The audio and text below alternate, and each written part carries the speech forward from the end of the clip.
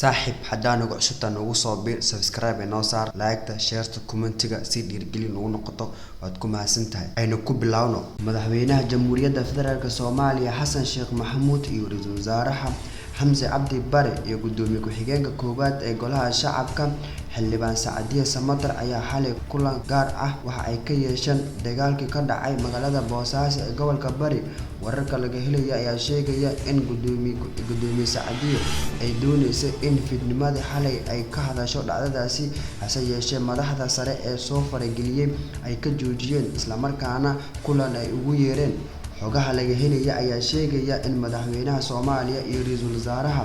ay qadka telefoonka kula hadleen madaxweynaha Puntland oo dalka dibadiisa ku maqan iyagoo oo ka wada hadlay dejinta xiisadda Boosaaso sidoo kale wararka laga helay ayaa sheegaya in madaxweynaha Puntland Siciid Cabdullaahi Dani